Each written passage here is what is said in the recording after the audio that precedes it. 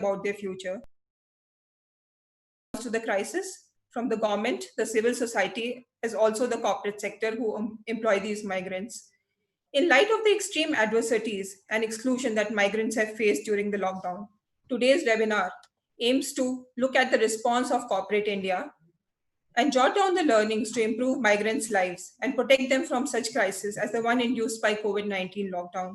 Before I introduce our esteemed panelists, a few important announcements for the participants. Video and audio will be muted for all participants at all times during the webinar. In case you have any questions for the panel, please type it in the Q&A chat box on your screen, and the questions will be addressed and answered towards the end of the webinar. This webinar is being recorded, and we'll be sharing the link with you after the completion of the event. In case of any incidents of hacking, we'll terminate the discussion immediately. We are very excited today to be joined by an eminent panel with representation from the corporate sector, the civil society, and research and academia. We have with us Dr. Ravi Srivastava, Director at the Center for Employment Studies, Institute for Human Development.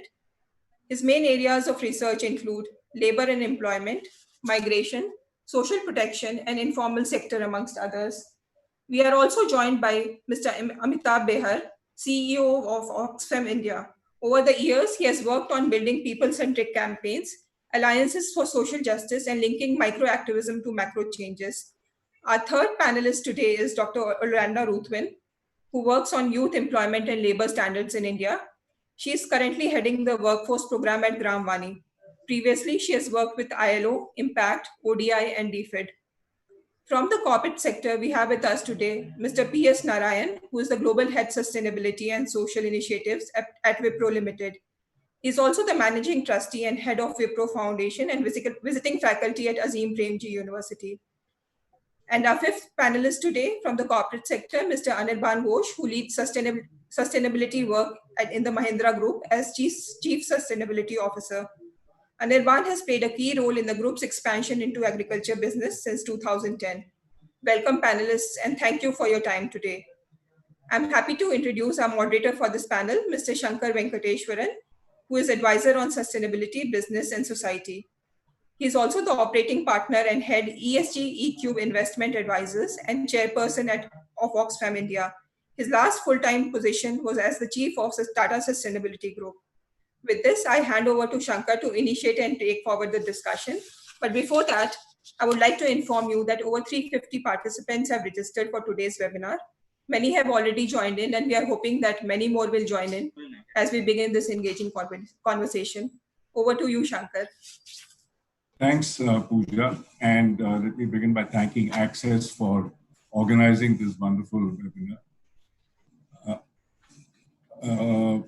Let me start also by adding my welcome to the discussants today.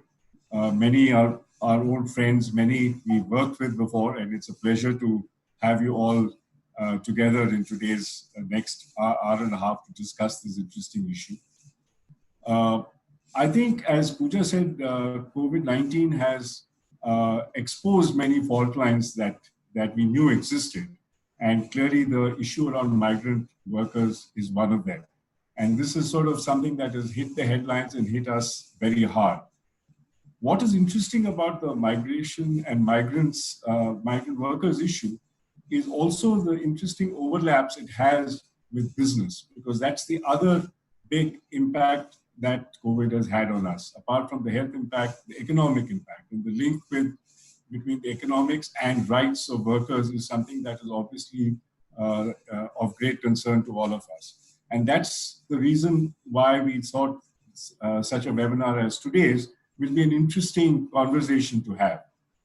I don't think this is a topic that can be closed in one conversation. So I would look at this as the beginning of hopefully several conversations to take us to a point where we understand this better and understand the kind of responses that we need to make to this issue better.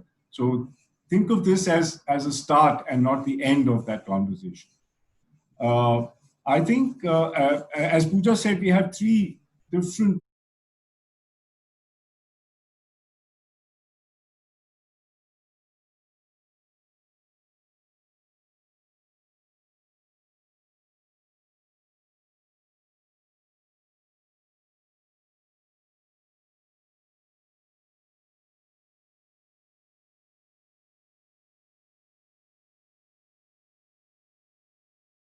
and what are the lessons that we can draw from that to make sure that in the future, when we have such a situation, things have to be, can and have to become better. And we would look for inputs from Anirban and Narayan from a corporate perspective, recognizing, of course, that they come from very large corporations and not necessarily ones that directly employ the kind of migrant workers that we are talking about. But certainly they are there in the value chain, in their supply chains. And so there are some insights and inputs that is of relevance to them, and we look forward to those inputs.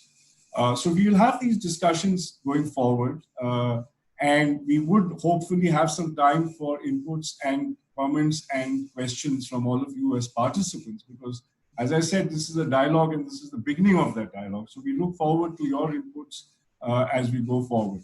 So let's start and try and make the most of the time that we have available. And I'd like to start with you, Ravi. Given the amount of work that you've done in this space, and you and I have talked about and discussed this for many decades now, including from the time when you were in the Sengupta committee on unorganized sector. So if you can just start by giving us a sort of an overview on what is happening with migrant workers in India. What numbers are we talking about? Where do they come from? What do they do? What kinds of work do they get engaged in? And perhaps ending it with giving us a sense of where do they fit into this corporate world, into the corporate supply chain or value chain world. If you could just start giving us that big picture, Ravi, that would be great. Thank you. Thanks, Shankar. So I'll try and give this big picture in the 5 or 6 minutes that has been allocated to me. I would not like to step into other people's shoes and time. To begin with, our estimates, my estimates are that roughly about 40 to 50 million migrants have walked across state boundaries, traveled back across state boundaries to go to their respective villages, towns, during the course of this pandemic. And here I'm leaving out many millions of migrants who walked or traveled within their own states. So these figures, as you can see, are much larger than the figures of people who have been assisted by government to travel back, which have been at the outside about 10 million. So for every one person assisted by government, 3 people or 4 persons have actually gone back unassisted to their own state.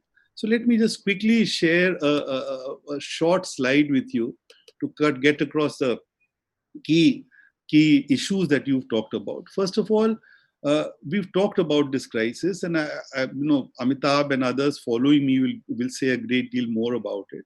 So why did this happen? It happened because of the high precarity of the work and the living spaces that are occupied by migrants, and their exclusion from the social protection regimes. Whatever governments tried to do, others tried to do, could not reach them.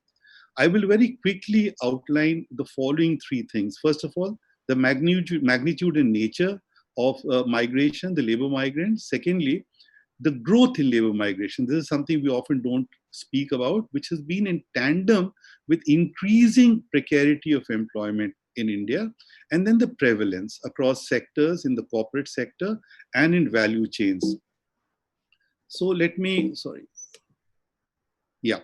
okay. So just to inform the participant that we broadly speak about 3 types of migrants. One are permanent migrants. At the present juncture here, I'm only talking about the work of the world of work. So roughly about 160 million, 16 million workers who are permanent migrants. Then we need to speak about long-term circular migrants. And these are migrants who've acquired a foothold in urban areas, but who still look back to rural areas. And then we speak about short-term circular migrants who go out of the rural areas, work in urban areas or destinations, and then go back to the rural areas. So if you look at the figures on the screen, of all the circular migrants, 85 million, the long-term circular migrants, about 70 million are those who are in precarious jobs, precarious occupations. All the ones who are short-term circular migrants, about 55 million, are in precarious jobs.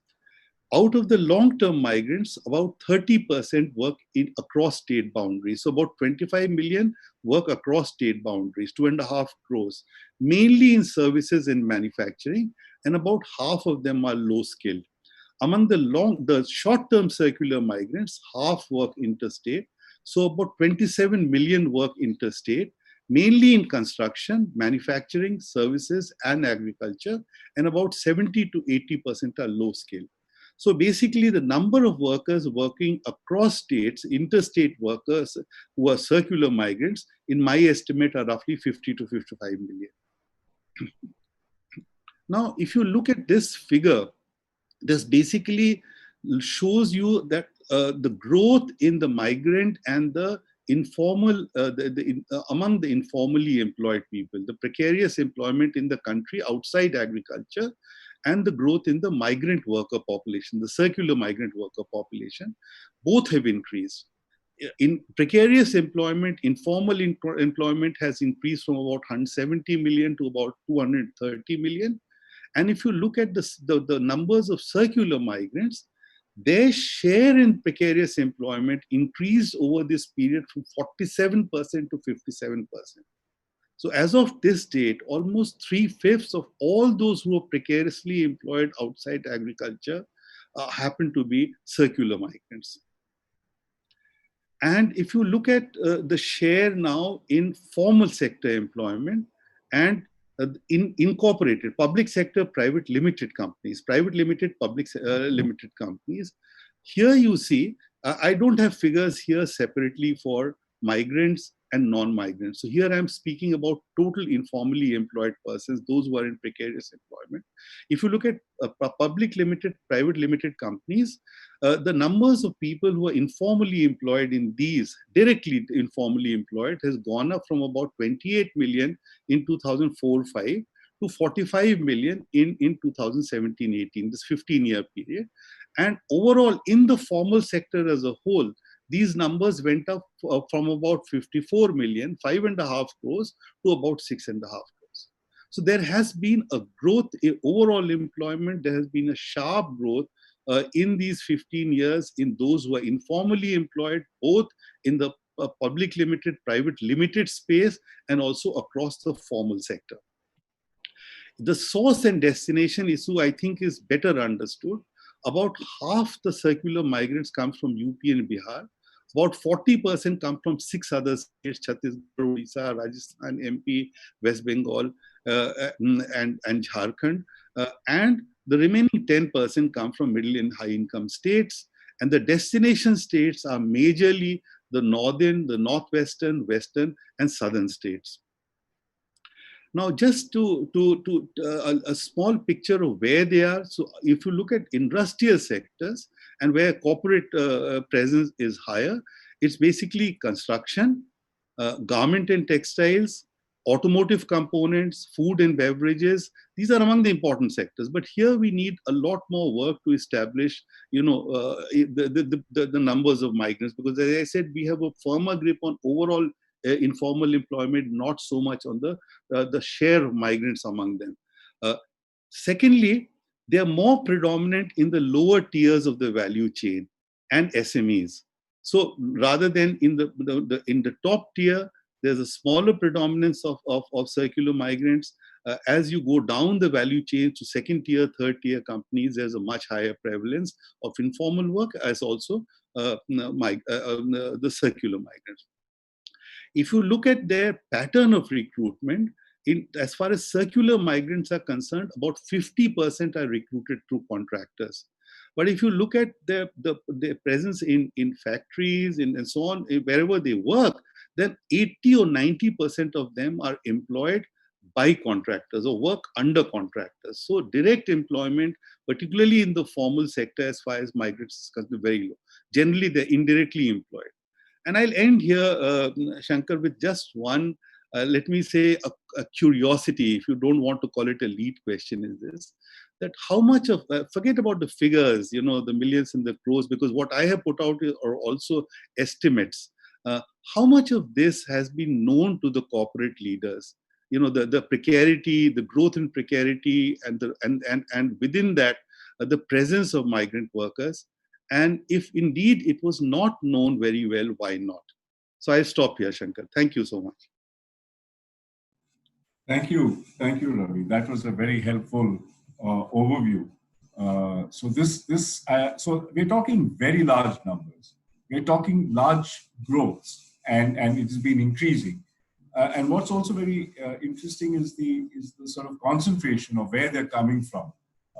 And I think to some extent we knew this intuitively, or we heard it every now and then. But I think it's very stark when you put those numbers out there and take a look. And I think your last question is obviously an important one, and one that I hope Anirban and Narayan will reflect on, and perhaps give us some sense of what their thinking is. But I know, having worked in the corporate sector myself and have dealt with the issue of sustainability in the supply chains, I think one of the things that most companies suffer from is lack of visibility beyond a tier two supply chain player. So you know who's supplying to you, you may know something about who's supplying to your supplier, but beyond that, there is complete opacity. And whether there is attempts to find out more about it is a different question. But I think we will park that and we need to come to that, because that's an important part of it. But Amitabh, let me now come to you.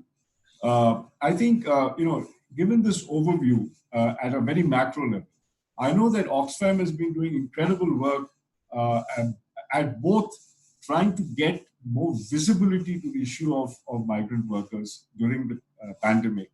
I know that, as Oxfam, you've been one of the big advocates of bringing this voices to the larger public. But at the same time, also working with them on the grassroots. So why don't you take us through a bit of the experiences you've had in terms of what you've been doing and what's been the lessons and what's been the sort of areas of distress that you and your colleagues have been going through as you work through this situation. Amitabh. Thank you, Shankar, and it's a pleasure to be part of this panel. And thank you, Professor Srivastava, for those big picture comments, and really the question that you're asking is central to us. But let me start by talking of three abiding images from this crisis that we have seen, and I'm sure everybody's seen them, but I just want us to go back to that, because I think we've started with the mind, but let's go to the heart also. And those three abiding images, the first one, I'm sure most of us saw that, a child sleeping on the suitcase, and the parents dragging the suitcase. They're going from one urban center to somewhere way off. The second, this was in Agra, and this was really heartbreaking for me when I saw that there was some milk spilled on the road, and a poor person was actually trying to use his hands as a cup and get whatever milk was on the road, to get it in a glass so that probably would be able to feed his children. And the third, which has also become a celebrated case of the girl cycling with her dad from Gurgaon to Delhi. So, I would say that what we have seen is absolutely devastating. When the pandemic started, people were saying this is unprecedented, we have not seen this. But what we really saw, even the images, the trauma that we have seen is absolutely unparalleled at this level. Oxfam, as many of you would know, works on humanitarian crisis, while we also work on developmental issues, on equality and rights. But very often these humanitarian disasters are localized.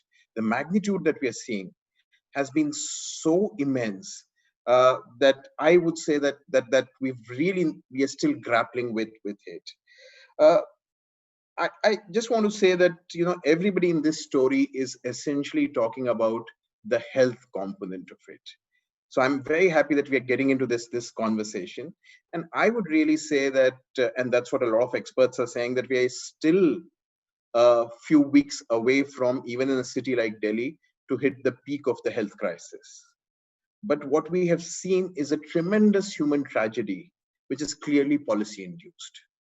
And the kind of lockdown, this is not to get into a debate about whether we needed a lockdown or not, but the way it was implemented, the human suffering that we have seen has been so enormous that we need to really get into these questions also. So this is not just about a human crisis, it's a policy created crisis, and we must squarely put the onus of responsibility on the policy makers. So in all this, as civil society, because Shankar was interested in hearing from me what's civil society doing. And very often, this is what Oxfam does, but having worked with different actors, there are broadly three phases in the crisis which people work with. The first is the immediate relief. The second is what we call the recovery. And the third is the rehabilitation and the resilience building piece. Based on our experience in the first few days, I was telling my colleagues that let's prepare for 2-3 weeks of recovery. Sorry, 2-3 weeks of relief. But trust me, I still get calls, and from across the country, where people are saying that we still need relief. People are still sleeping hungry. So a significant chunk, Shankar, I would, it's sad, but the civil society's effort have so much been around providing relief primarily. So, and that's because of the enormity of the problem. We are moving from the relief bit. We have started talking of now the recovery. And in terms of the recovery, so I'll not go into what we have done in relief as Oxfam, but I would say providing food has been one of the biggest challenges, helping in transportation, providing residence, and so on. So those are few of the things that in terms of the initial phase of relief that's been done.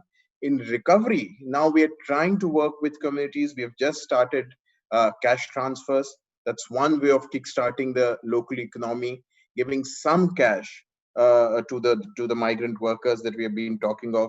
And as Professor Shaw was saying, most of these people do not have cash with them. So that's the third. Few of the things, I from my experience, I'll talk of. Just to give you small examples, but that's what civil society has been doing broadly. We started what we've been calling as a dignity kitchen in Ahmedabad, where we helped, and it was interesting. These migrant workers wanted to go back, could not, but did not have cash to buy food. But they said, we'll not take food from you. We have our dignity. Just help us in setting up the kitchen and provide us the provisions, and we'll do our own food. We started, on the other hand, something called the Project Pratik, where our lorries with food, with slippers, were actually moving around, just reaching out to these people. So it's been an enormous amount of work. We've also worked, civil society has worked in terms of working with PPEs, but maybe that's really not the focus of this conversation, but also working in the home villages.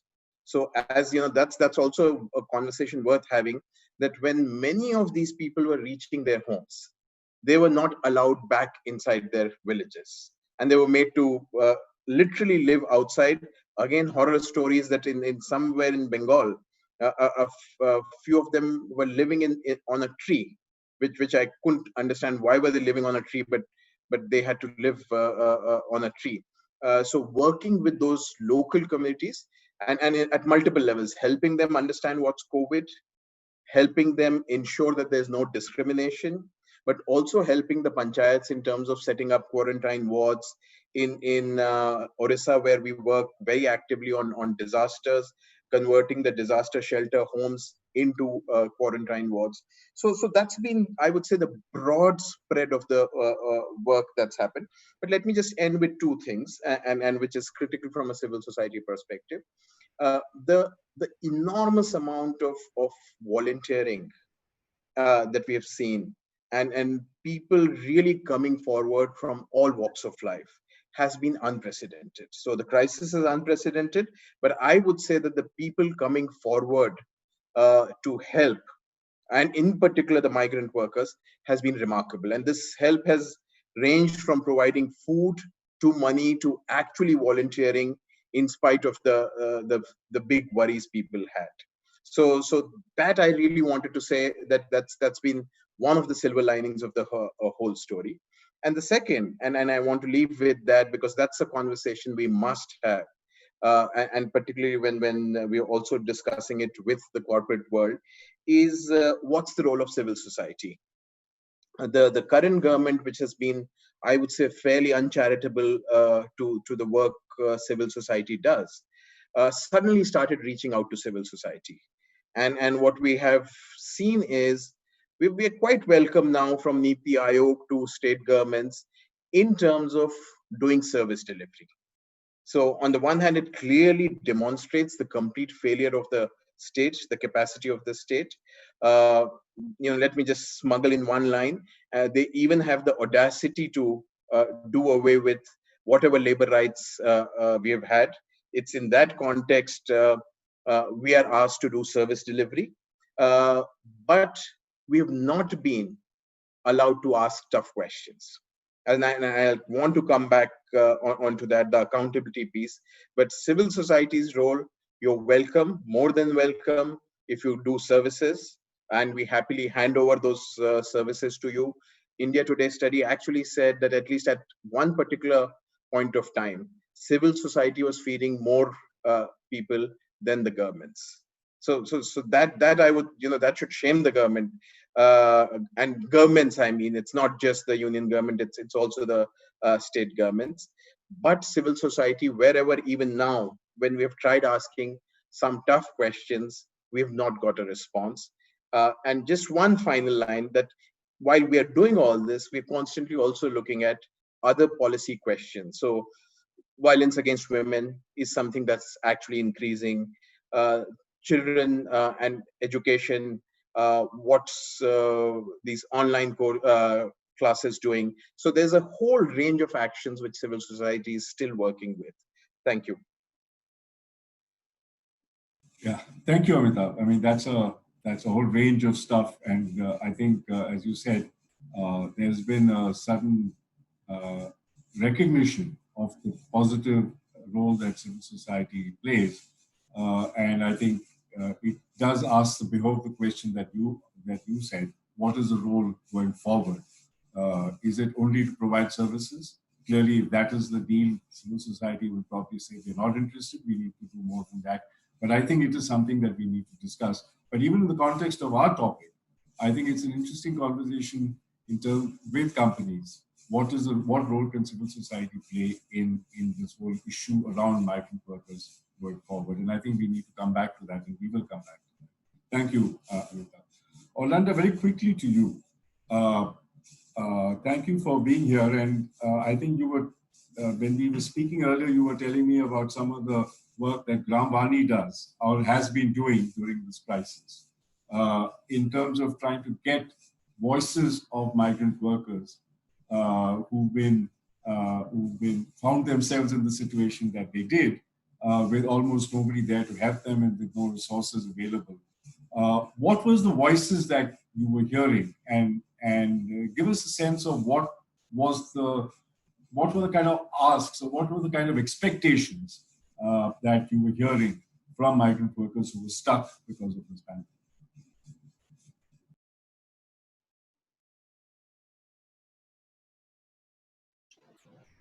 Okay. Hi, everyone. Am I audible? Yeah? Great.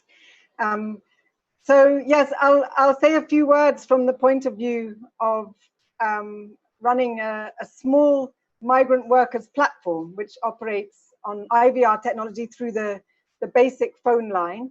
Gram Vani runs 30 such platforms or so across different parts of India. And the platform that I'm drawing from today, it's called Saja Manch, and it's very much dedicated to interstate migrants, particularly those in the factory sector. So we tend to work at destination areas such as Delhi NCR, Ahmedabad, Tirupur, for example. So to access the platform, workers simply dial up the dedicated number, they wait for the callback, and then they receive it, and then they're listening to a playlist which they can navigate, and at any point they want, they can press the number 3 and file in their contribution with their own voice. So it's very flexible, very easy to use, doesn't require internet, doesn't require a smartphone, and it operates throughout India. So when lockdown was announced, very quickly we watched our platform explode with activity and expressing a great deal of distress. And it was horrible to watch because, frankly, we're not really set up as a relief organization. So there was a frenzy of activity to liaise with civil society partners on the ground that Amitabh was outlining and get relief to these listeners as soon as we could. So we got through, we received about 8,000 calls for help across that 5-week core lockdown period. Yeah. So what I wanted to talk about today, because it's a session about migration and corporate India, I just wanted to remind us all the sort of dance of liability which went on around who all is going to pay lockdown wages, which meant in the end that nobody paid them. Yeah. So on the 24th of March, everybody was prevented from going to work and from going home. So obviously for interstates, that's a particularly severe situation because you don't stay out of state unless you're earning. It's very clear. Nobody can manage more than a few days away from the home state unless they're earning. So on the 29th of March, very quickly, the Home Ministry announced that employers were liable to pay full wages and they were not permitted to lay anybody off during the lockdown period. They didn't even give a date when this would end. They just said that that's what employers had to do. Yeah. They didn't offer any help in managing that wage bill. Then on the 30th of March, more theoretically good news for workers. There was an offer of 75% withdrawal facility, an express facility for all those PF Provident Fund holders. So things were beginning to look good for workers at that point. On the 2nd of April, activists Harsh Mander and Anjali Bhardwaj filed a PIL suggesting that it should be the government that actually foots this wage bill, predicting quite rightly that the employers would not be able to do it. But on the 7th of April, the Supreme Court refused that petition and said that it was not in a position to dictate what all the government should do. Yeah. And finally, after a long gap, on the 15th of May, after some receiving the pressure from various industry associations, the Supreme Court stayed the Home Ministry's order, which had been issued way back on the 29th of March, and saying that actually no employer could be prosecuted for not paying workers' wages, and it was now for workers and employers to negotiate whatever they could between them. So it left it was a period of great uncertainty, and the result was basically that very few lockdown wages were paid at all. In our data, and if we look at the big reports which are coming up from civil society players and activists, we've got, from our own data, we've got less than half of our listeners were even paid until the 21st of March, yeah? Whereas the wider figures from other reports are somewhat even worse than that. Employers felt justifiably aggrieved and upset with the government. It's completely not surprising that the government had given no to them about lockdown. Some of them were at mid-shipment, trucks were on their way to port, and they were told to lock down and stop work, and then they were also told to foot the wage bill. It's not a reasonable request. Yeah. State governments also didn't feel much compulsion to pay. My mind is why did we get to this? Oh. Okay. Can you still hear me? Yeah. How did we get to this situation? We have a good report on the lockdown in Bangladesh, which suggests that the government there was much, much quicker to step in with a large relief package, which went straight to the formal sector through employers and reached 28 million workers, which is about 40% of the workforce, within 2 weeks. Yeah. Now, could we have done something similar in India? And with all the credentials which we've been growing among the workforce for many years, most of these workers, many of them have Provident Fund accounts, many more of them have Jan Dhan accounts. Through the Factories Act, through the various regulations, through even GST, we can get an estimate and we can reach these people. even those workers with fairly good credentials, with a clear employer relationship, have been utterly let down. And meanwhile, the relief from the government in Russians was no better at all. So we left these workers completely in the lurch.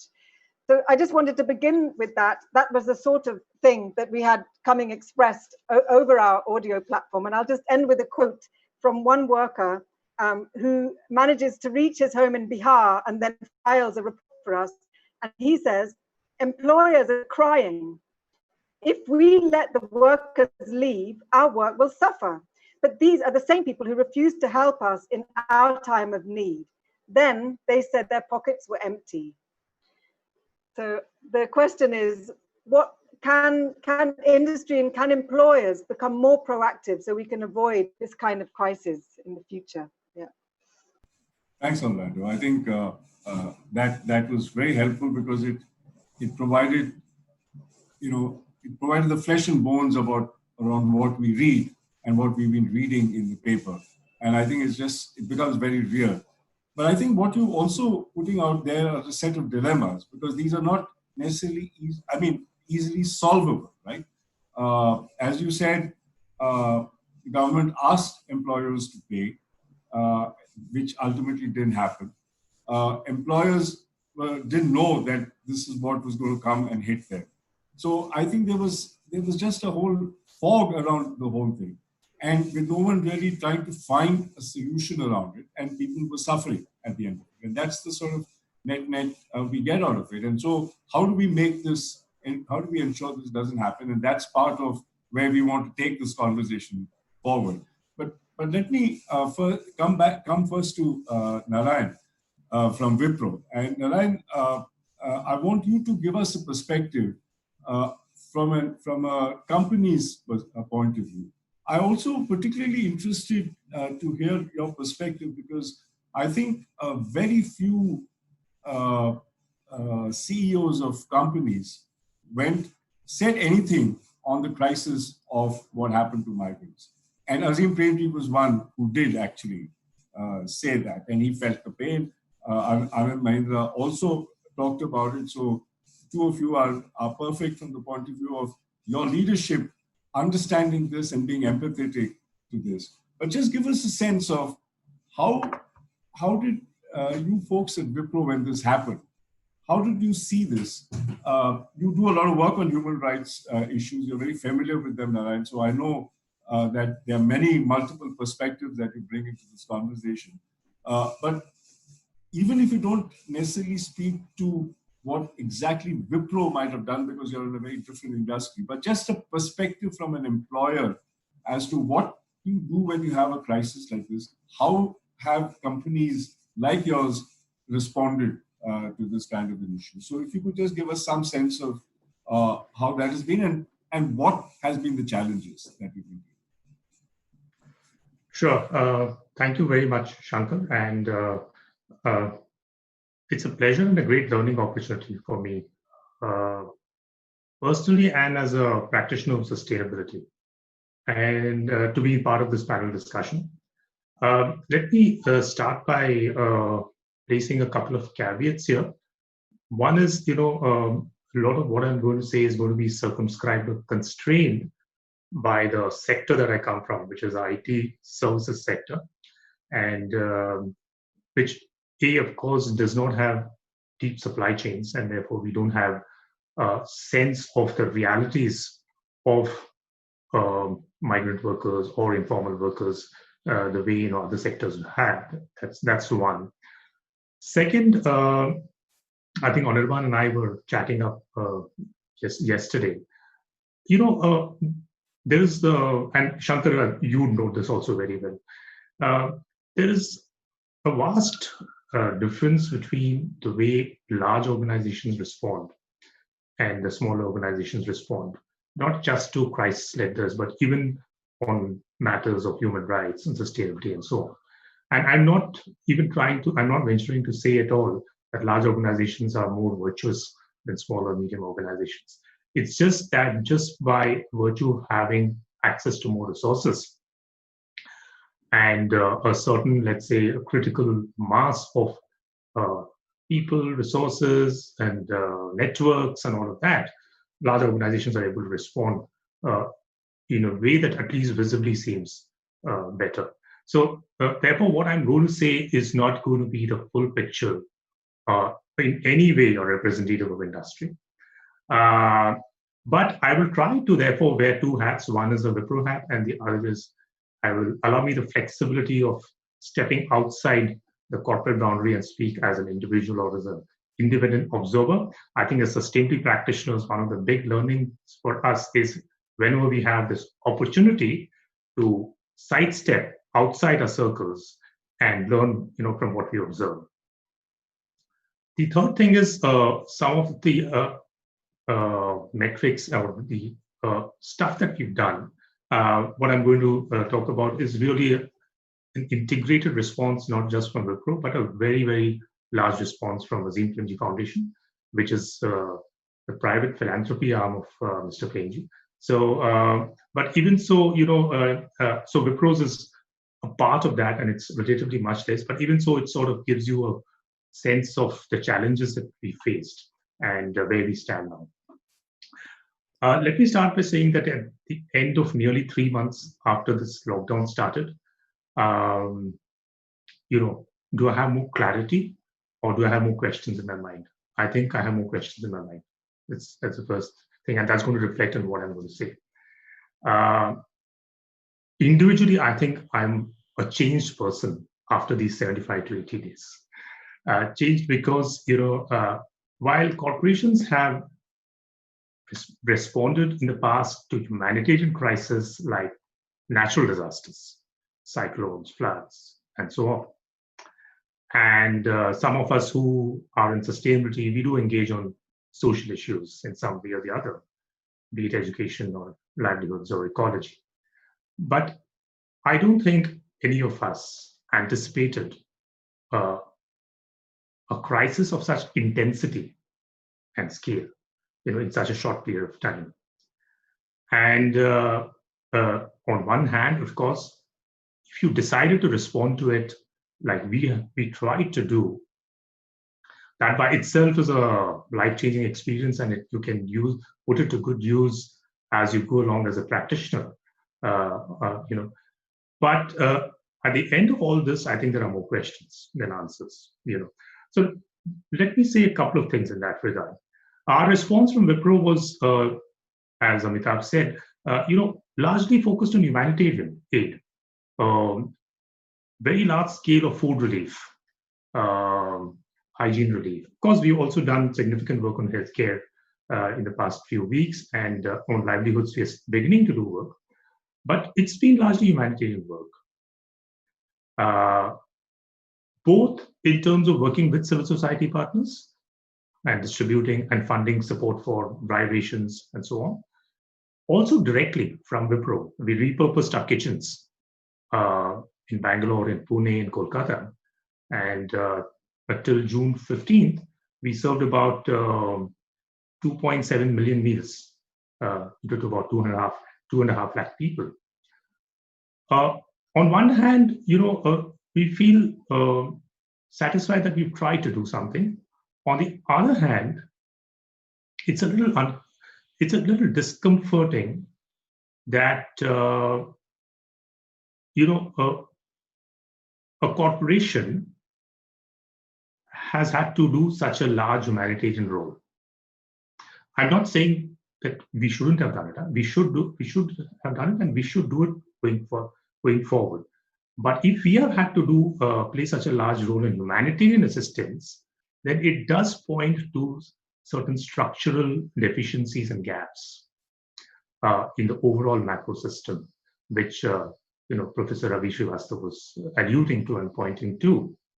Whether it is a direct abdication of responsibility by the organizations where these workers were employed, or I think more fundamentally, how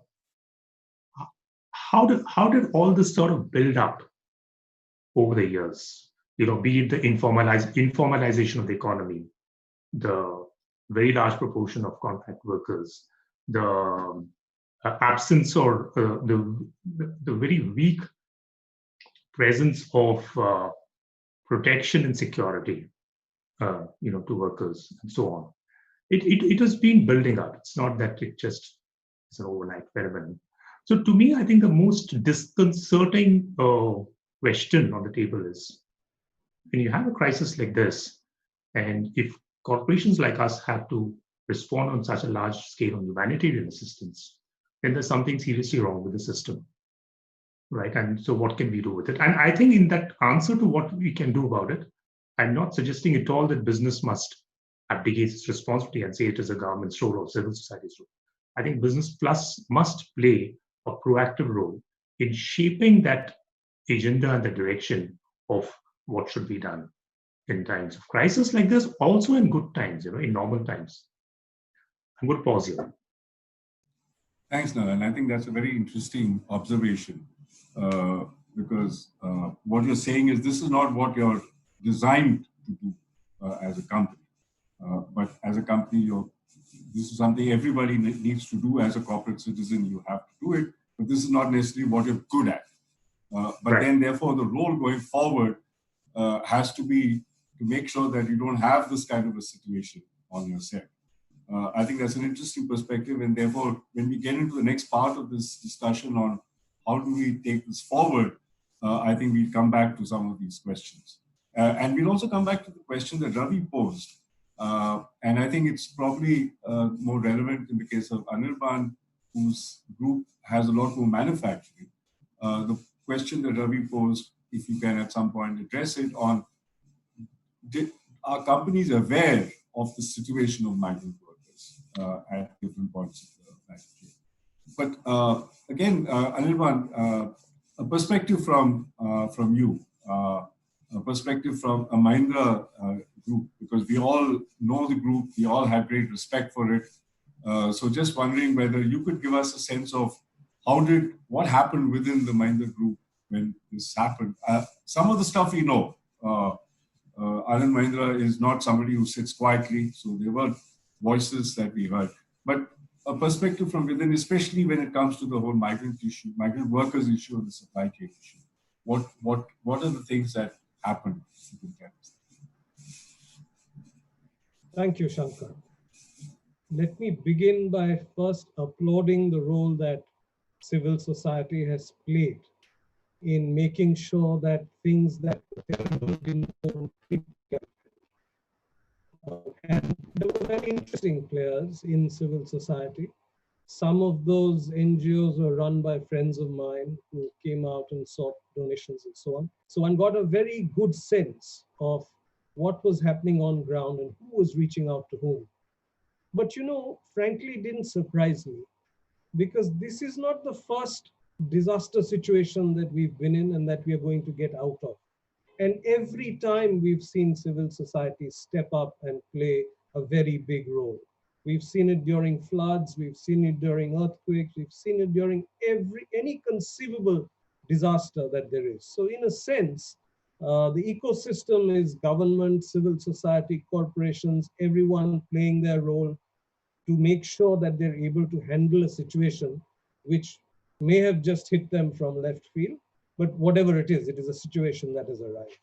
So I must applaud the role that civil society has played. Ravi showed how employment has grown and how the proportion of contract labor, shall we say, has grown in the number of people employed. This is not unknown to corporate sector at this point in time. And it is not unknown because you will remember that a few years ago, there was a lot of labor unrest in Haryana, specifically in Maruti. And that incident actually triggered a lot of deep thinking about the nature of employment in our factories and in our organizations, and the manner in which the people who are employed on contract and not employed on roles would be treated. Would there be any differentiation at all? What would be the benefits given, and so on?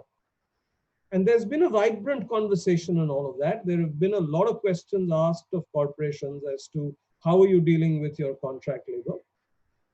there has been, I think, a reduction actually, at least in our companies, in terms of the proportion of contract labor vis-a-vis people on rolls over time. And there is a declaration that we need to do on this differentiation in the BRR, the Business Responsibility Report, every year. So it is something that is in the know of management. It is something that it's in the know of boards. And it is something that the government knows very well because the data is provided every year. So this is not unknown. So if it is not unknown, you might ask the question, why were we taken by surprise? I think the answer lies somewhere else. The answer lies in the nature of the disruption that we experienced. If you look at the risk registers of businesses, even the best businesses that have anticipated how things could go wrong for their business probably don't have a line there that says there will be a lockdown in the entire country for 2 months' time. So it's the nature of the disruption that has taken or that has put us on the back foot, whether it has taken us by surprise or not, because that's another conversation saying that it was only a matter of when and not a matter of if and so on. But I don't want to go there. It's just the magnitude and the way in which this has come that has created a situation which we've never had to deal with before, that we had to deal with as we were on our feet and trying to do the best that we can.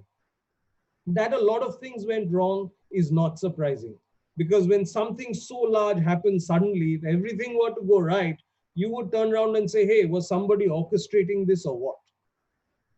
The big thing is that we should learn from this so that when the next big problem happens, we are way better prepared. And if there is an analogy, it is Hurricane Rita in Katrina and Rita in the US, and hurricanes after that, when that country has been so well prepared to deal with hurricanes, one of which I was personally present in and experienced how the government had learned from those experiences and were able to go forward. However, Shankar, you know that in our group, we've got a construction business, we've got automotive, we've got holidays business, and a whole variety of businesses. And if I look at the spectrum of people employed, we've got everyone of all shades somewhere in the group. So when you invited me to participate in this, I reached out to my colleagues in various different businesses and asked them, so what did we actually do on ground with the people who work with us? And the responses that I got across businesses showed that there was some sort of a package that was happening, that was being given out to our colleagues who work with us, whether on contract and who are in a precarious situation compared to the rest of us. So this set of things included wages, included food, money, medicines, accommodation wherever necessary, and in many cases, transportation back home.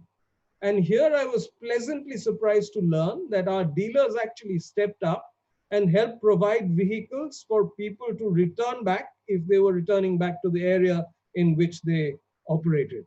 So not just the company itself, but the dealers, perhaps even the suppliers, played a role in enabling the people who work with us in our ecosystem to have a reasonable degree of comfort. Now, we heard the numbers, the very 40 to 50 million people who went home, not necessarily helped by the government. And I've had the opportunity to engage with a few of them. And I could see, initially my hypothesis was people who weren't with their families wanted to go home. People who didn't have food wanted to go home. People who didn't have money wanted to go home. And then I would find a bunch of people who had everything but still wanted to go home. Some of them would turn around and say that, how long are we going to eat food for free? I want to go home and be with my people and, be in an environment I'm comfortable in. And as we got deeper and deeper into this, I think one of the realizations was it's not only about relief, it's about relief with dignity. And that's probably where, I mean, that's one thing that seems to cut across all the stories, the heartrending stories that we hear. The absence of dignity or the lack of dignity or our inability to provide relief with dignity. PS raised this question. He asked, is there something wrong in our country that corporations have to play such a large humanitarian role? Of course there is.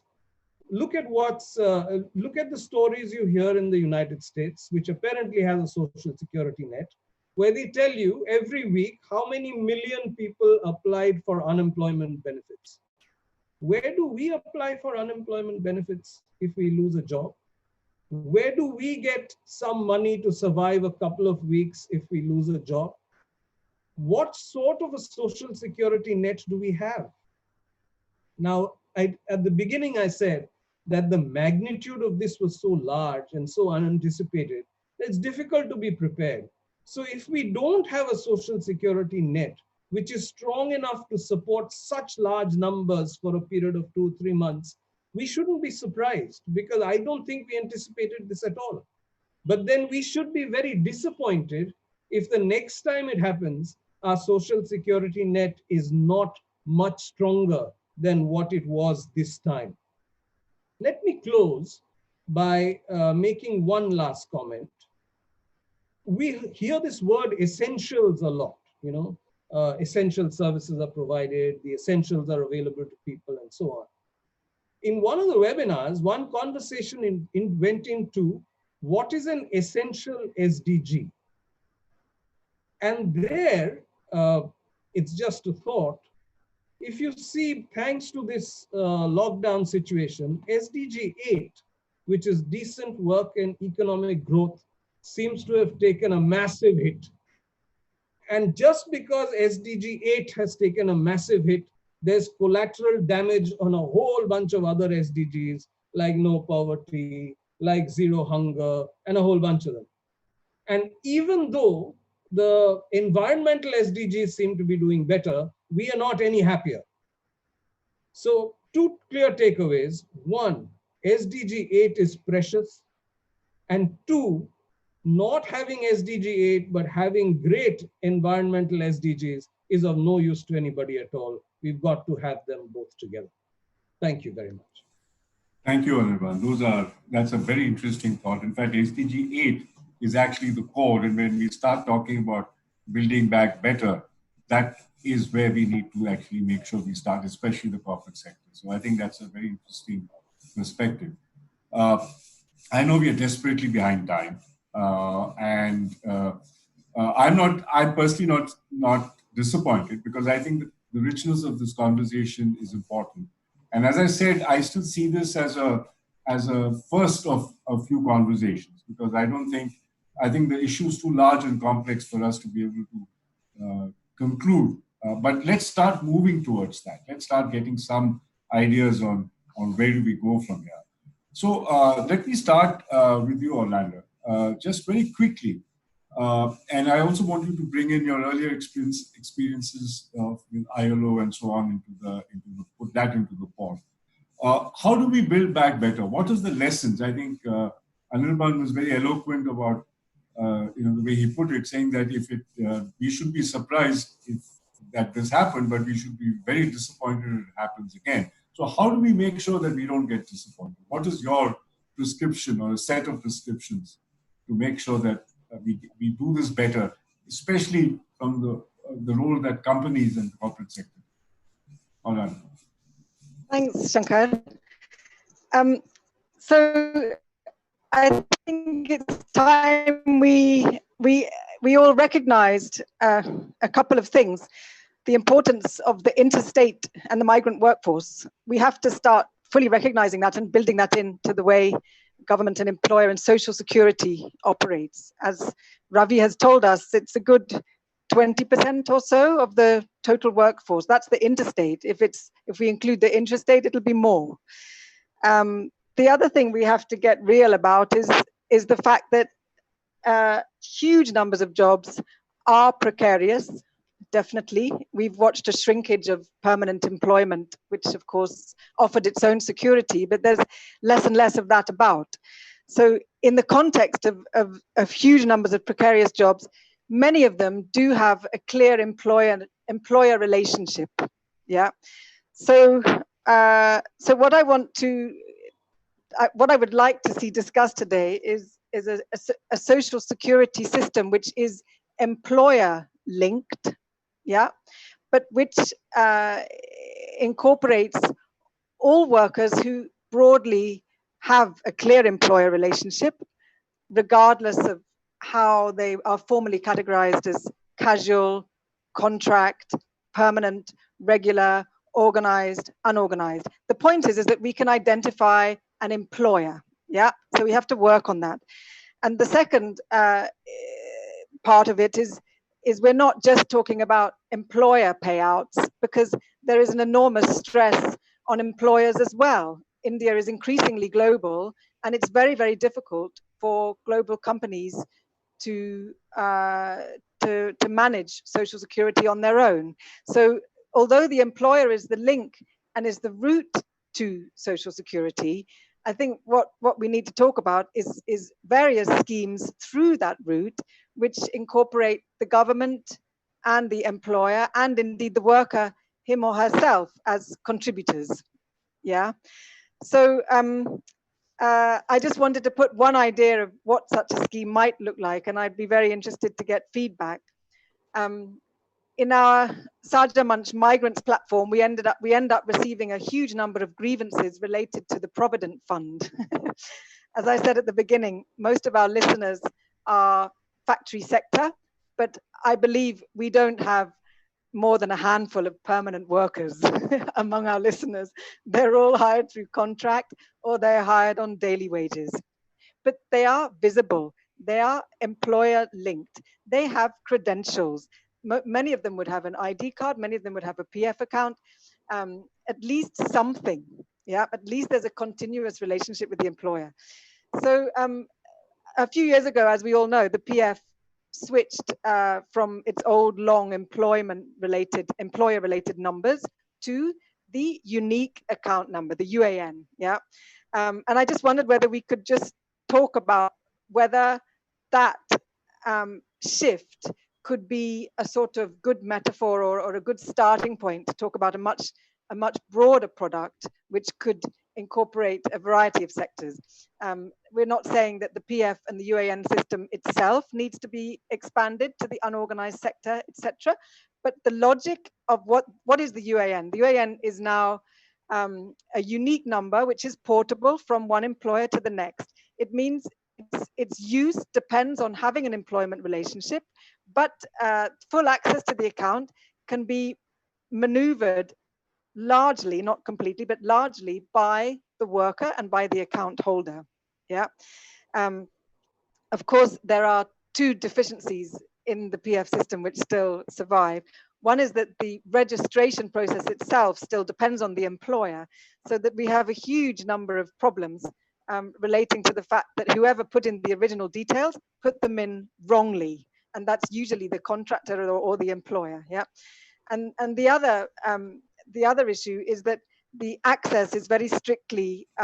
Sorry, Orlando, if yeah. I may interrupt. Sorry, yeah. I think let's not get into too much of detail. Okay. But I understand the principle of what you're saying. So yeah, keep the employer and the relationship with the employer central, but unique to the worker, and find a way to sort of provide those linkages through the employer. I think that's the basic point around the social security. So just to finish, exactly. I mean, let's not get into detail. There are still problems, but it has the potential of being an online system which can be managed by the worker and portable from one employer to the next. And potentially the same sort of system could be envisaged for schemes which are contributed directly by government as well, which are nonetheless employment linked social security.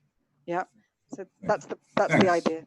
Thanks. Yeah, thanks. So I think a lot of thinking and mechanisms around social security where the employer plays a role. Ravi, if I can come to you, and you've been sort of thinking about this for a long time, and I know you've also written about a lot of these ideas. But which are the ones that you think, especially after the pandemic, the one that there is a sense of urgency about it, and we need to sort of get going on that. Where companies like the ones we have here could play a significant role in enabling that to happen. Ravi. You're muted, Ravi. Yeah. So I think there are three, let me just, narrow down to three basic issues. One is, how much of informality are we willing to live with in workplaces? We've seen this rise over a period of time, and we know that the migrant crisis was related, very, very centrally related to the nature of the workforce that we've created. How much of it, and it's been growing over a period of time. That's the one question. Secondly, what kind, and this links up with what Anirban says, what kind of a social security structure do we envisage for this country as a whole? And the third is, how do we look at the citizenship rights of workers who move from one place to another place? I think these, to my mind, these are very three central questions. On question, and each of these questions is linked to a whole variety of other issues, including the health dimension of the pandemic. Because when you look at informality, when you look at the nature of living spaces, the nature of the workspaces of the migrant, and you see then how ill prepared we are to deal with the next pandemic. Forget about this one, because we are going through it, but even the next one, if it comes along the way, how do we want to deal with it? And in that context, the whole question of the labor codes, which is on the agenda, although this is not only a question of labor law, it's also a question of policy. It's a question of how do you actually imbue people with their constitutional rights. But I think we need to, as people who are interested in these questions, need to talk about this in great detail. If going forwards, if the labor code, the OSH code, and the social security code, and the industrial relations code do not reflect the impact of the pandemic on the working population, then I think all of us would have failed in our jobs. When we look at the recommendations and what we can think about, Orlando talked about it from the lens of the formal sector. The NCUS, of which I was a member, almost 15 years ago had talked about universal registration, universal social security, portability of rights. I think the NCUS gave an excellent framework on which governments, employers, and others could have built upon.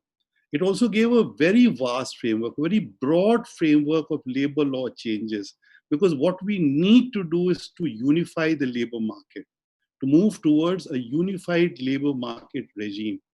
I would just want to say that I think we need to think about these things going forward.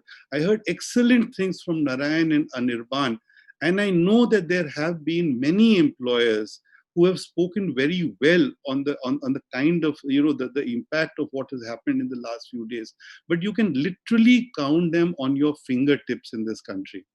And when there was a concerted attack on labor rights by state governments, and this was an orchestrated attack. This doesn't happen.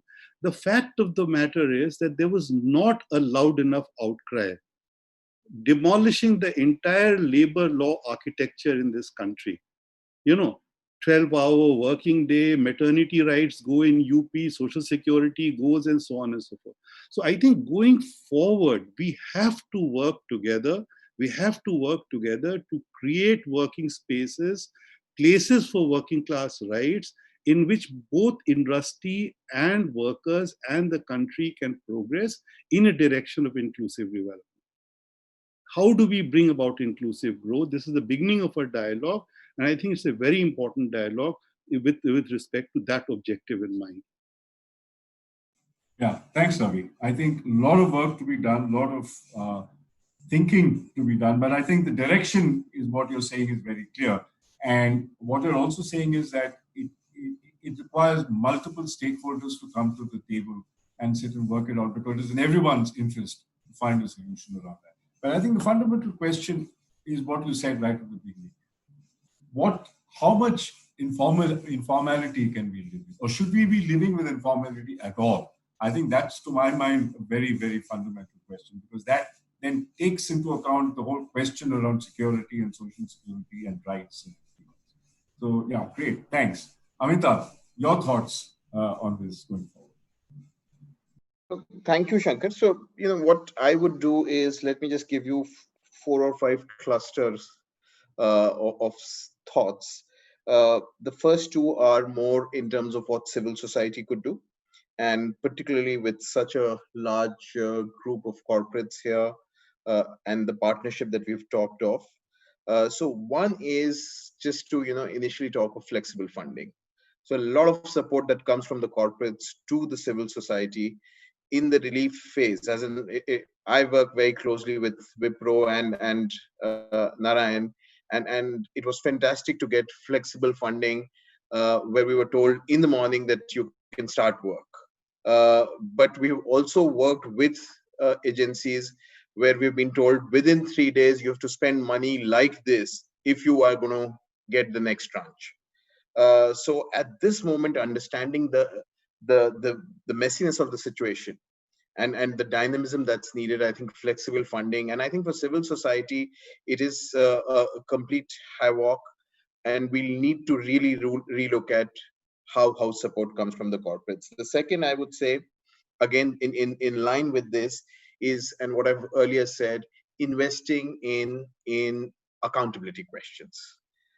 So I think that's a huge part of the support that's needed from the corporates. As in, I do think that corporates also need to ask these accountability questions, both of the corporate sector itself, but also of the governments. And so much of our time, energy, resources go into just relief, and it is not going to solve the problem. And there are structural causes for it, and then many of those structural causes have already been flagged. So can we start looking at least one part of our work really focused on questions of accountability? The third I wanted to say is really, a cluster of issues, and it will be critical to now zoom out, and that's what I think all our panelists have done, out of just the question of the migrant workers, and identify the issues on which we need to work. And I would identify 3. One, the public health system as a fundamental right. I think this is the moment where it's clear that we'll need to move into looking at a far more robust public health system and see it as a right. The second is, I think Professor Srivastava talked a lot about it, just understanding the urban spaces, how the urban spaces are designed from the settlements to the workspaces, so that there needs a significant amount of investment. It's not just enough to set up an industry and let the urban center develop in its own haphazard way. There has to be now serious rethink in terms of what's happening. The third is the question of the livelihoods, and again, it's been talked of, and again, corporates very happy to just do CSR. People like you have been championing the transition from a CSR to responsible business, but this is the moment, if we don't put business human rights at the center of the entire design of corporates, the corporate citizenship that we keep talking of, I think we'll not make headway. And the fourth is the whole question of social security. And I think it's a larger question of the social contract. So at one level, I do agree with the group here, which is kind of, looking at what's the responsibility of the corporates. But it is a larger social contract question. And how is our country designed is also fundamental. And therefore, the entitlement and the rights as a fundamental framework needs to be brought back. And finally, just as a more ambitious thought, Shankar, this is probably the moment to take that pause, as in the virus has made us take that pause. But is it really possible that when we reboot ourselves, we reboot a far more humane economy, far more sustainable economy? Is it really possible? As in, and if we don't at this moment also start looking at what it means, more formalization, more social security, we've got the elements of it. But if we don't fundamentally relook at rebooting in a different way, sadly, we'll probably be back at where we were. Thank you. Thanks, Amitabh. I think that's a very profound thought, because it's often said if you don't learn from history, you're bound to repeat it. And I think this is certainly the time to reboot, and it's time to throw business as usual out of the window. And I think everyone who's sort of involved in this needs to play that role. So I think that's a very, very important sort of philosophical change of mind, which will then enable a lot of the other points that we're talking about. So great. Narayan, your thoughts. And I'm particularly, both, I think Orlando also alluded to some of the potential use of technology. And since you come from a company that is so great at technology, I'm also wondering what's the role of technology in trying to enable some of these things to happen, portability, formalization, and so on. But I don't want to push you to a corner on that, but just it's too tempting to not ask somebody from the IT sector to ask about the potential for IT. But sorry, and any comments on what the others said will also be helpful. Thank you. Sure. Thanks, Shankar. I'll answer the technology part last. But so I want to start with where Amitabh left off. I think at least one of the good things that has emerged is that we hear a lot from from the Davos Crowder equivalent talk about this philosophical reset of business and its social contract. So, whether that's going to move beyond conversations to actualization is a moot point, but it's good that that conversation is happening. And I think that must happen. And I can't help, saying this as one of the architects of the National Action Plan on Business and Human Rights, Shankar. I'm sure you will know this better than any of us, that we can probably use that as an important lever in some manner to bring about the systemic change in the mindset of business and the way it sees its social contract. It will take time. It's not going to happen uniformly across. We all know that, but I think we have to start that journey sooner rather than later. So I would think that the NAP, the National Action Plan on Business and Human Rights, the first pillar of government's role, and then the business role, pillar 2, we've already done a lot of work on that. But if we can implement that in the true spirit and also in the letter in which it is framed, that would be significant progress. So we can just keep our fingers crossed and hope that happens. Very specifically on this matter of social security, I want to say 2 interrelated things. One is it cannot happen without government as a mediator of it. The government must mediate that change structurally, in the direction of what all of us have been saying. But business by itself, will respond only within a larger regulatory and institutional framework.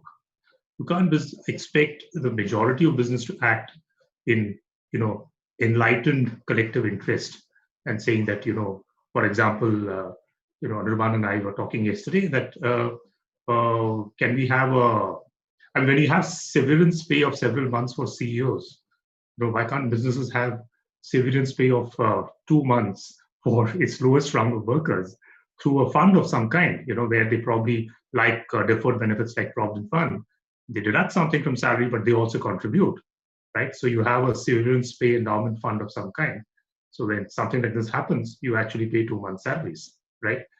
But to expect the majority of business to act in enlightened collective interest is not realistic, and therefore there has to be larger regulatory and institutional changes that have to happen on social security.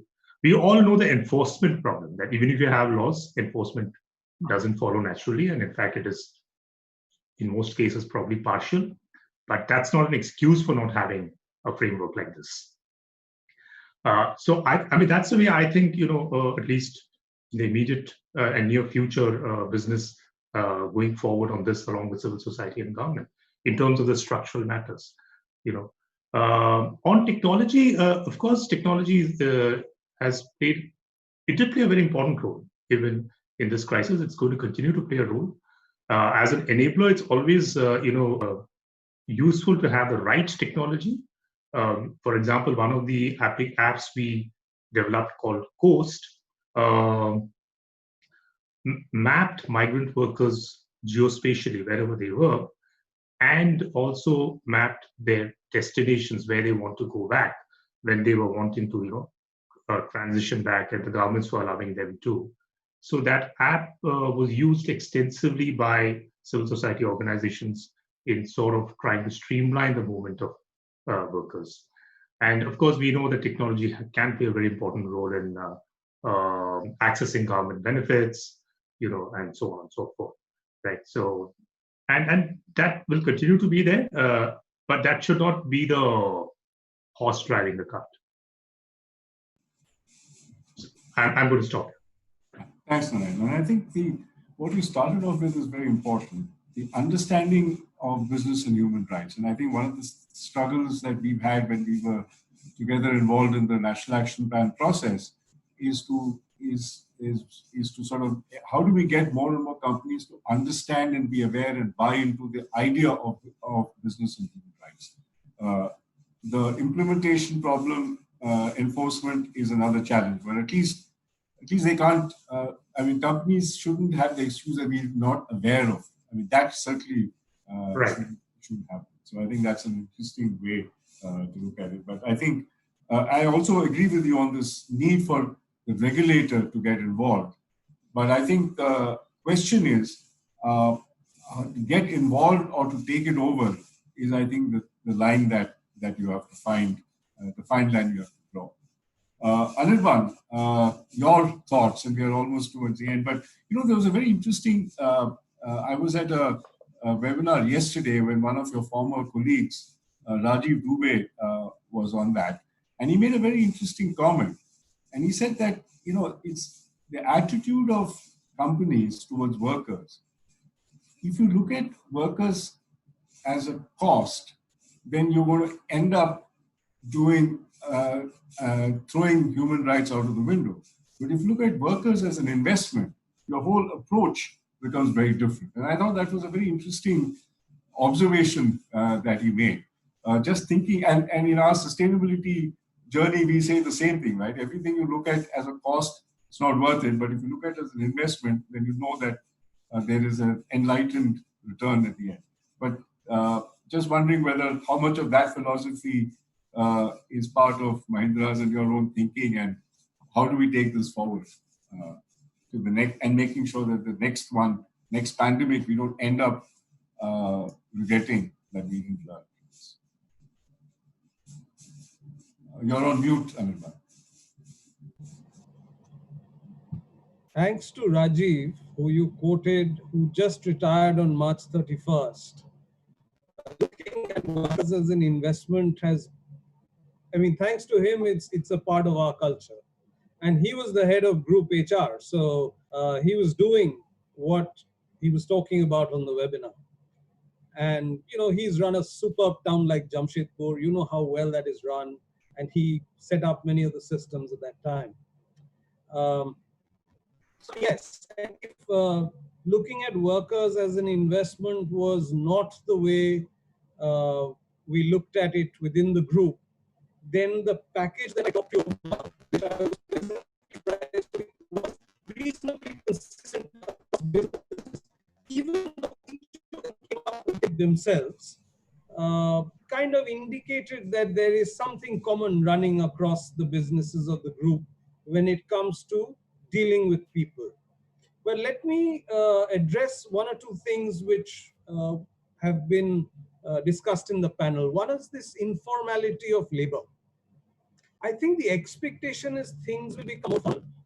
My expectation is it will keep getting more and more informal. And that probably comes from the experience I've had in somewhat more developed countries, where, as Ravi was speaking, I was thinking 60-70% of the people who work in my company as being precariously employed. Yet that was the norm in the country. So when we are looking at these definitions and we are looking at these labels, we've got to look at it in the context in which employment is being provided.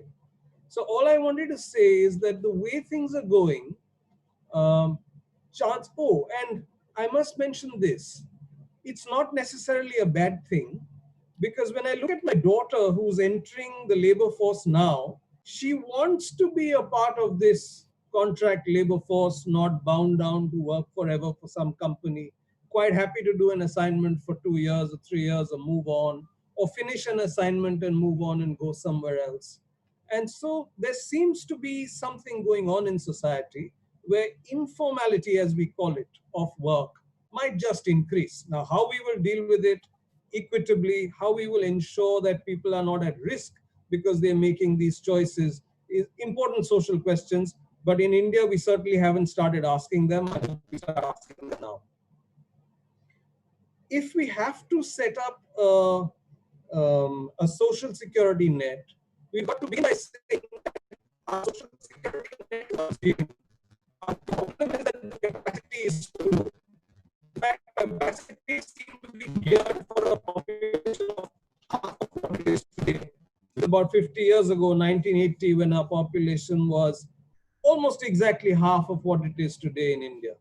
Because if somebody has to go to an ESI hospital, you have a capacity problem. If somebody has to access anything that is there for labor, you have a capacity problem. And whenever there's a capacity problem, there will be vested interests, and the interests of the labor will not necessarily be served. So we have to build up capacity. Having said that, there are things that are being put in place. To my mind, and I may be ignorant about this, there are bigger experts on the subject here. When I see the combination of Jandan, Aadhaar, Ayushman Bharat, the older VSIC, I think we're losing, at least I'm not hearing bits and pieces in between. So I'm wondering whether you want to just switch off your video and speak, because you may be running into a bit of a bandwidth issue. Sorry. Sure. No problem at all. Can you hear me better? Yeah, this is good. Okay. So I had mentioned that we should expect greater informality. And I was saying that I don't think we are ready to deal with the consequences of greater informality in the working sector. I'd moved on to saying that the problem we have is capacity. It's not that we don't have health for workers. We do, but not enough. And as a result, there are vested interests and people don't necessarily get access to the benefits they get. I was then saying that there are a few things happening which, if they come together, and if they come together at scale, we might be much better off. And the few things that were coming to my mind was a combination of Jandan, Aadhaar, Ayushman, and maybe these are all lines being put into the fire. None of them are large enough yet. But if they were all Sorry, Anirban, we lost you again. You said, I think we lost you when you said a combination of Jandan, Aadhaar, and Ayushman Bharat. And I was saying that if all of these were to come together at the right scale, we might get with a more effective social security net. I think it's the right time and the right time to shift social security on 3 dimensions: health, accommodation, and money. Because when I look at a migrant labor situation today, if he has access to money, if he has access to accommodation, and he has access to health, then probably his security net is reasonably strong to keep him going till he gets employed once again.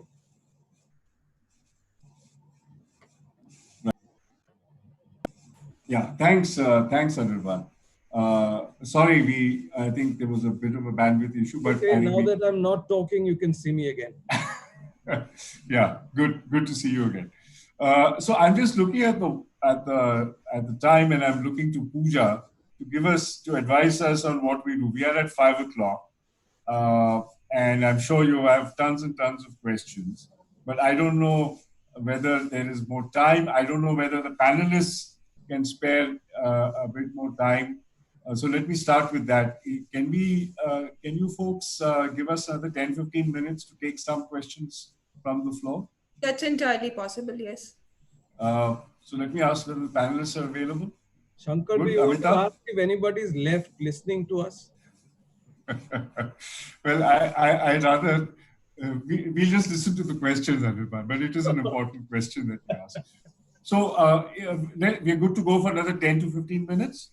Right. Okay, Pooja, why don't I quickly go to you, since we've had people listening to us patiently, and Anirban wonders how many of them are still listening to us patiently, but we might as well just go through some of the questions that came up. And if there is anyone specific pointing that the question is pointed to, mention it. Otherwise, I will figure out that. Right. So go ahead. So the first set of questions on formalizing the informal sector, many of the queries have already been covered, so I'll skip those. But quickly going on to one pertinent question: will setting up a migrant labor commission be useful? What can be the corporates' role in it? Migrant Labor Commission. Ravi, do you want to speak to that? Has that been something which is there in the NCUS? Yeah. Well, sorry, am I here? Yeah. So, a migrant labor commission set up in a source state can serve very little purpose. But yes, a migrant labor commission being set up at the all India level, which lays down the contours of policy.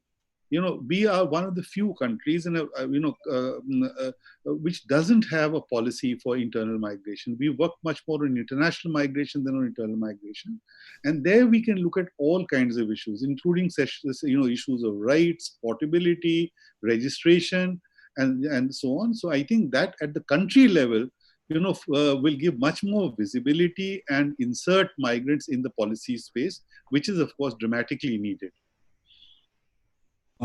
Any role that for companies in that, Ravi, and any of the others? And then I would like either Anirban or Narayan to also speak to that. Role for companies in such a commission? Absolutely. I mean, companies have I think all these dialogues have to be carried across, the most important stakeholders, which are the workers themselves, the employers, and the government. And this, saying that it should be tripartite makes it very trite. But I think it's necessary to have the three stakeholders together in all. These should not be expert commissions alone. Need to have an egalitarian boundary, an egalitarian set of principles. Yeah. Otherwise, after you set the principles, the three will start fighting amongst each other anyway. Yeah. Okay. Pooja? Yeah, so could the corporates use a vendor development approach towards rural MSMEs? So I think what it is probably the question is probably trying to say, and I'm just guessing, is can you sort of, do people need to migrate to a particular place, or can you have ancillary units which are where they live, and can you just have a vendor system like that? I think it was tried I remember in the old days, we used to talk about how it was done in Thailand a lot. But that is, I think, the question. So, Anirban, perhaps your best place to answer that, because it's a very manufacturing kind of thing. Well, the choice of location of where to set up the unit is a very complicated choice. Source of labor is only one of them. So I guess whatever is the most appropriate decision for the company, labor, money, land, technology, the whole thing put together. But I did find something interesting while I was speaking to my colleagues in the group. We didn't have a migrant worker problem in our holidays resorts business at all. And we didn't have a migrant worker problem simply because they are usually amongst the largest local employers of the place where they are located. And so that's a business where you can work with as much local people as possible. So whatever can be done in an area in terms of economic value addition, it's worth looking at it from that perspective and build economic value addition in those areas. You know, we used to have this policy of putting factories in back of beyond places that had its pluses and minuses. Of course, we then went ahead and did that other freight equalization policy and messed things up. So there are multiple levers that one has to pull, but whatever is sustainable in an area, I think economic value addition from that activity is the best thing for that area. Anyone else wants to weigh in to that? Orlando, yeah, please go ahead. Yeah. So in earlier jobs, I've worked much more closely with employers than I am at the moment. So it's nice to hear the employer voices. And I've watched various companies, particularly in the garment industry, go towards the labor. Yeah. So shift from those in urban industrial areas in the key developed parts of the countries where real estate becomes very expensive towards those states where the labor is coming. The problem is that they still prefer migrants. I mean, I'm putting it a bit simply, but I think we should be realistic about what industry wants. Why do they like migrants? Well, number one, migrants work longer hours, and their attendance is better. Number two, they cause less trouble because they don't have local and political connections. And number three, I think the companies that I got to know, they like to hedge between local workers from whom they often have attendance problems to migrant workers from whom they can expect attrition at particular times of year. Yeah. So if they have half local and half migrant, then they're able to cover their bases. And I think that part of our social security going forward needs to absolutely recognize that migrants are here to stay and they're just going to grow. Yeah. Thank you, Orlando. That's a very useful perspective. Yeah. Pooja, go ahead. Yeah, so the next question around social security, a lot has been covered, but one question, how can corporate India advocate for social security of migrant workers? Besides, how can they provide social protection to migrants? This is how can they advocate for social security of migrant workers? Okay, so I think to some extent, I think one of our, a couple of our discussants had mentioned a different role for business, not just as providers, but also as advocates. Amitabh, I think you also spoke to that a bit. Do you want to elaborate on that thought, Amitabh? And then I would ask Narayan also to speak to that. I'm not sure, Shankar, if I would respond to the question straight. But broadly speaking, yes, I do think that corporates have a huge responsibility in terms of not just looking at their own entire supply chains, but that was the larger point I was trying to make. And I think that's where the question is, that how do we bring back, at least in terms of our imagination, the architecture of social security, which we're kind of very comfortably getting away from. So corporates can have a very, very critical role in building a public narrative about social security.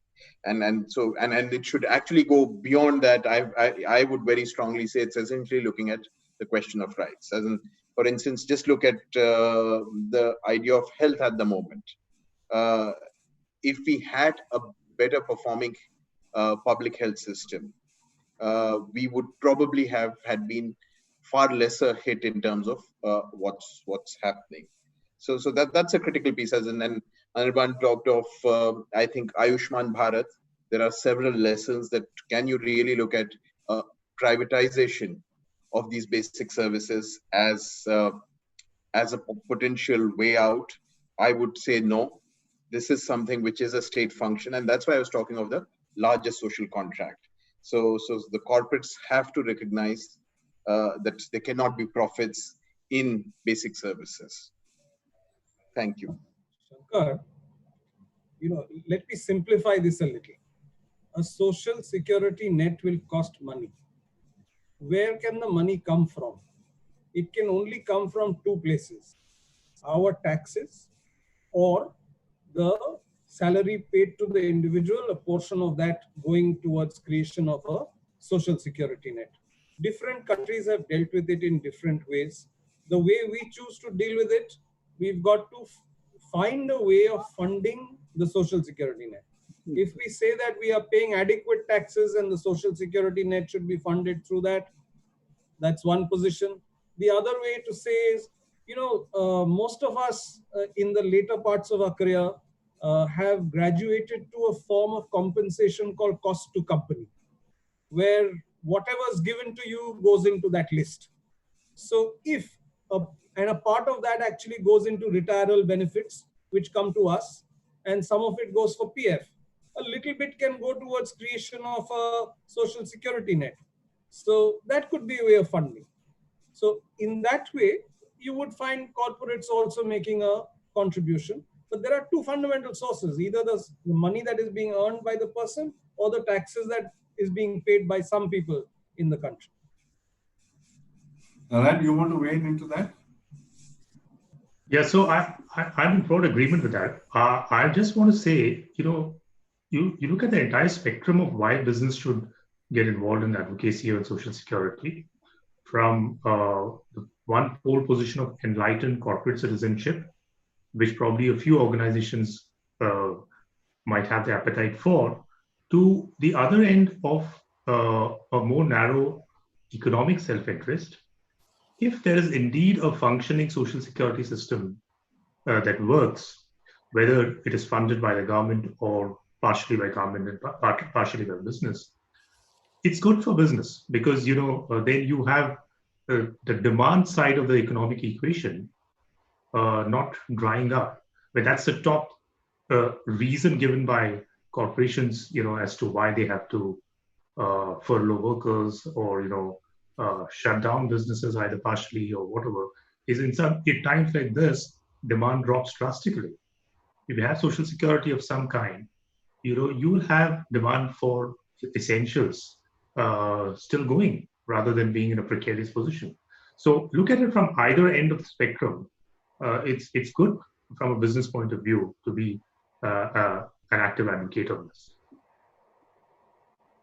I think the question does boil down to who will start this dialogue, because government is a natural place for it, but government in some ways claims that it has some sort of a social security or it has created those conditions for that, but we know it doesn't work. But if you have to rebuild this or re-architecture it in the way all of you were saying, I'm just wondering what is the starting point of that? Any thoughts? Because somebody has to start that engine, prime that pump for it to sort of start, like discussions to start happening. So Shankar, if you say let's build capacity, government won't think they have nothing.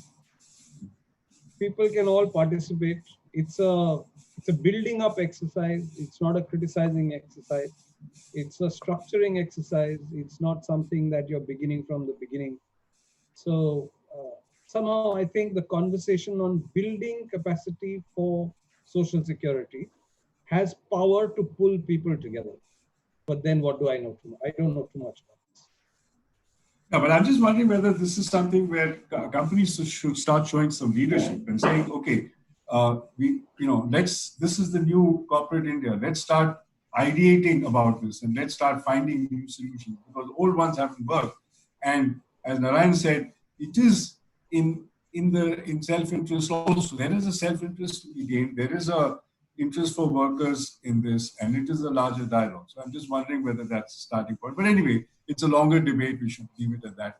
I'm just wondering, Pooja, do we have time for more, or should we? I think we can just take one or two more questions. So going forward, what is the collaborative action that corporates and NGOs can take to support the migrants, both those who are returning to the villages and those who are returning back to cities like Bangalore, but getting only 2 to 3 days of work per week?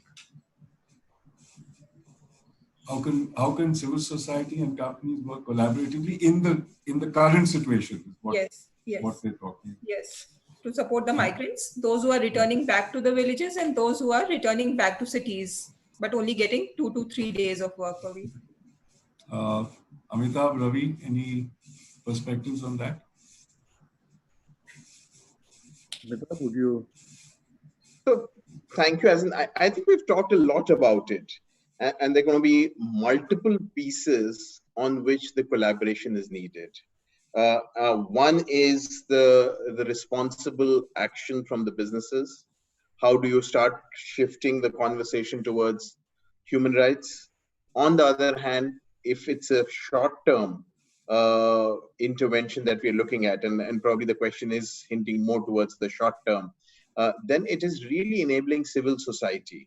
And a lot of civil society in India at the moment does receive support from corporates, from CSR and from philanthropies. So at this moment, understanding the need of civil society, both in investing in core cost of civil society, being flexible with its funding support, willingness to change the agreed uh, plan of actions for their existing grants, and also being dynamic in supporting the new initiatives. So that there can be this relationship can be very powerful, and without this relationship, it's unlikely that we'll be able to really support the migrant workers and even address the crisis even to the small fraction we can. Shankar, the way I look at it is that, in the last 3 months, civil society organizations, and I've interacted with several hundred actually over the last few weeks, months, have acquired deep insights into what has happened in urban areas, migrants going back, and now in the rural areas. And I think the partnership between corporates and civil society is not just a question of relief and any longer. I think this partnership must result in asking the relevant questions. How do we not go back to business as usual? What can we do now? And learning from the deep ground level experience which has emanated in the last 3 months. Because the risk is that companies will struggle to get back on their feet. They will stop thinking beyond their noses and ultimately go back to a scenario where it is business as usual. And I think CSOs can nurture in them a greater sense of, partnership towards how do we work towards something else. I think that's a very good idea, Ravi. And I'm just wondering whether, researchers like yourselves can put some of these lessons together, because as you said, there are so many civil society. You talked about hundreds, and each one of them have a learning. How do we sort of bring that together? How do we make sense out of a lot of that? I think that becomes a new challenge. But what I'm hearing you say is that there is the financial angle which Amitabh alluded to, but there's also a knowledge angle, and both are, I think, critical to build back better as we go forward. Orlando, you wanted to add something? Yeah, I just wanted to share briefly some very positive experience we had in Tirupur district in Tamil Nadu, which depends on migrants by about 30 or 40%. Here, the district administration has sustained its focus on getting rations to the interstate migrants on showing Aadhaar card. So as long as they show the Aadhaar card, they can get access. And the latest report is that that's going on. It carries on in spite of the fact that lockdown is officially ended. So all the workers who stayed down there for the duration of lockdown and have hedged their bets waiting for work to come their way are able to get cheap food. Yeah. The other thing, of course, is Tamil Nadu, unlike some destination governments, Tamil Nadu didn't change its labor laws. So it still has the same framework that it had before lockdown, while Gujarat has gone on a slippery slope downwards. So that's also very encouraging. So these are two major contributions, and both of those things are a result of civil society close engagement with government. It's both government and civil society, both. Yeah. Okay, so I think, I just, we are at 5:25, and I think we should start closing. Anirban, something you want to quickly say? Yeah. One quick pipe dream. it would be amazing if in centers of high migrant worker population, we ended up as a result of the COVID experience with migrant worker accommodation colonies. Don't have time to build on it, but one word, learning Singapore. Which is a bit of a double-edged sword, but yeah, I hear you. Okay, so Pooja, I think we should call I think this we should to an close now. end. Yes, we have Yeah, no question left, but I think we are running yeah. out of time now. Yeah. So thank you again, Amitabh, Narayan, Anirban, Ordanda, Ravi. It's been fantastic, as always, listening to you, hearing your voices. And I think the interplay of ideas was very interesting. Like all these webinars, we just never have enough time.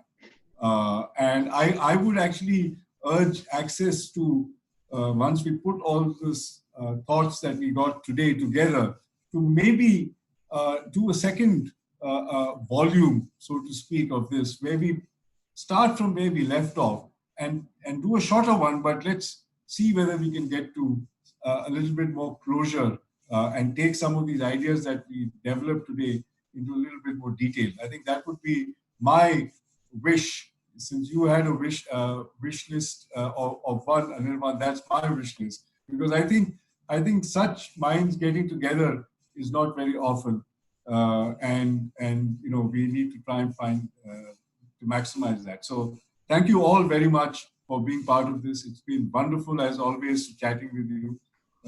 Conversations with old friends is always a pleasure, and this was one of them.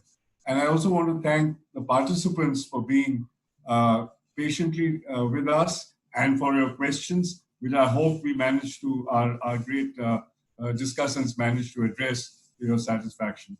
But clearly, I learned a lot from this, and thank you all, and we'll see you soon, inshallah. Thanks a lot. Bye. Lovely meeting everyone. Thank you. Thanks a lot. Thank you. Bye. Thanks.